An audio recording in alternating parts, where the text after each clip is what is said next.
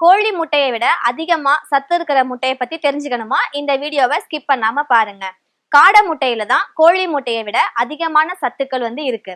இப்ப எக்ஸாம்பிளுக்கு கோழி முட்டையில 11% புரோட்டீன் இருக்கு அப்படின்னா இந்த காடை முட்டையில 13% புரோட்டீன் இருக்கு.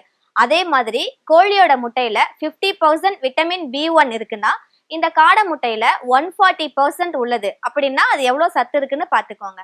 ஆனா இந்த காடை முட்டை சின்னதா மேல பிளாக் கலர் டாட்ஸ் வச்சுதான் இருக்கும். கிராமத்துலலாம் இந்த முட்டைய பச்சையாவே குடிப்பாங்க. சோ முகத்தை சுழிக்காதீங்க, இதுல அவ்வளவு நன்மைகள் இருக்கு. இந்த முட்டைய குழம்பு வச்சு சாப்பிட்டாலும் நல்ல டேஸ்டா இருக்கும். காடை முட்டை மாதிரியே அதோடைய இறைச்சிலையும் நிறைய சத்து இருக்கு.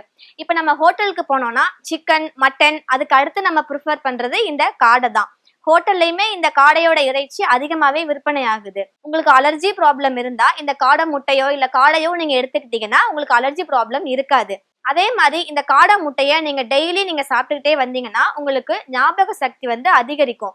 அண்ட் தென் நரம்பு மண்டலத்தின் செயல்பாட்டையும் சீரா வச்சுக்கும்.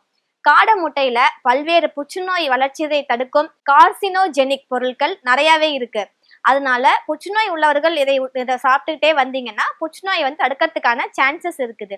அதே போல அல்சர் இருக்கிறவங்க இந்த காடை முட்டையை நீங்க சாப்பிட்டுட்டு வந்தீங்கன்னா உங்க செரிமான பாதையில இருக்கிற காயம் இல்ல புண்ணு அந்த மாதிரி இருந்தா அது ஆறிடும். உங்க உடல்ல ஹீமோகுளோபின் கண்டென்ட் கம்மியா இருந்தாலும் இந்த காடை முட்டையை சாப்பிட்டு வந்தீங்கன்னா ஒரு நல்ல பலன் கிடைக்கும். இந்த காடை முட்டையை நீங்க ரெகுலரா எடுத்துக்கும் போது ஹீமோகுளோபின் கண்டென்ட் அதிகரிச்சு ரத்த சோகை நீங்கும். குறிப்பா கர்ப்பமா இருக்கிறவங்க இந்த காடை முட்டையை சாப்பிட்டு வந்தா பிளட் இன்க்ரீஸ் ஆகும். காடை முட்டை உடலில் உள்ள டாக்சின்கள் மற்றும் தீங்கு விளைவிக்கும் கனிமங்களை நீக்கிடும். குறிப்பா பித்தக்கற்கள் மற்றும் சிறுநீரக கற்கள் இது மாதிரி இருக்கிறத அது கரைச்சி வெளியேற்றிடும். ஸோ டெய்லியும் இந்த காடை முட்டையை நீங்க சாப்பிட்டுட்டே வந்தீங்கன்னா உங்களுடைய நோய் எதிர்ப்பு மண்டலமும் வலிமை அடையும். காச நோய், மூச்சு குழாய் ஆஸ்துமா, நீரிழிவு இது மாதிரி பிரச்சனை இருக்கிறவங்களும் டெய்லி ஃபுட்ல இந்த காடை முட்டையை நீங்க ஆட் பண்ணிக்கலாம். தென் குழந்தைங்க மேக்சிமம் எது கொடுத்தாலுமே சாப்பிட மாட்டாங்க. ஸோ ஆனா இந்த காடை முட்டைய 2 or 3 டெய்லி நம்ம கொடுத்துக்கிட்டே வந்தோம்னா அவங்களுடைய வளர்ச்சி சீரா இருக்கும். பிளஸ் அவங்களுடைய உடல் வலிமையும் நோய் எளிதில் தாக்காமலும் ஆரோக்கியமாவும் இருப்பாங்க. சோ குழந்தைங்க இருந்தா குழந்தைங்களுக்கு இந்த காடை முட்டையை நீங்க ப்ரிஃபர் பண்ணலாம். சோ கோழி முட்டையை விட இந்த காடை முட்டையில இவ்வளவு சத்துக்கள் இருக்கு.